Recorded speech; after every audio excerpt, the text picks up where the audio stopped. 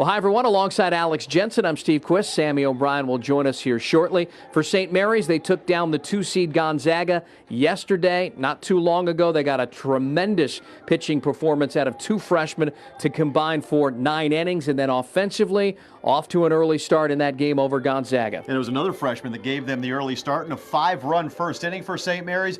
Bryce Willits, the freshman first baseman, accounted for the big blow, the 3-run home run to right field, and it looked like the Gales, Steve, would be off and running. But this was a resilient effort by the Gales. They had some miscues in the fourth, a couple here by second baseman Gio Diaz, the missed tag. He just dropped a pop-up there. Gales were able to get out of that, and then the big swing of the day came here in the fifth when the Gales responded with a 2-out, 2-strike RBI single by Ryan Novus.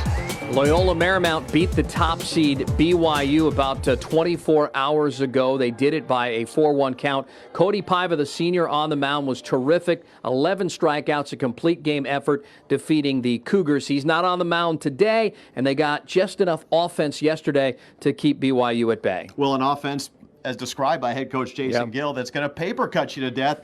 But yesterday, it was the big blow by the Lions. The cleanup hitter, Trevin Esquera, taking a handy changeup and depositing it over the Jackson Rancheria back porch to put LMU on top 2-0. And then in search of insurance later on in the ballgame, it was Esquera again, this time going to the opposite field and giving the Lions some insurance with a 4-0 lead. And the way Cody Paiva was pitching, that would be more than enough for the 4 seed. Well, hi, everyone. Alongside Alex Jensen, I'm Steve Quist. Coming up shortly, Sammy O'Brien will join us. We were remarking in the first game that we thought of any of the 4 teams, perhaps the one team that had the most mojo coming in and perhaps the best pitching depth might be the St. Mary's Gales. It might, but Gonzaga did finish ahead of St. Mary's in the regular season. They've got a rebuilt offense that is very physical, so it's a tough challenge for St. Mary's today if they're going to do what we're talking about. Talking about tough challenges, you give the ball, if you're Eric Valenzuela, the head coach of St. Mary's, to a true freshman in Tyler Thornton. Now, he was the WCC Freshman of the Year, but this is a big spot for this young kid. It sure is, and it's a good chance for him to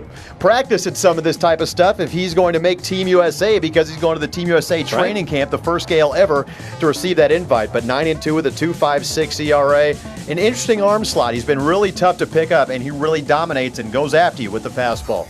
Gonzaga doesn't have the pitching depth that they've had in recent years. They finished second in the conference in the regular season, a game behind BYU in the standings. Of course, though, they do have that offensive punch that they've had from year in and year out. Troy Johnston leading this team. Yeah, a little bit more physical, and they are first in the league in slugging percentage. They're first in doubles, and this guy hits right in the middle of this lineup. As you can see, he goes the other way with some authority. But he is third in the country, Steve, in doubles, and when he's got some of the protection he's had around him, it's a left-handed heavy lineup. Troy Johnston can be part of the gas that fuels this engine.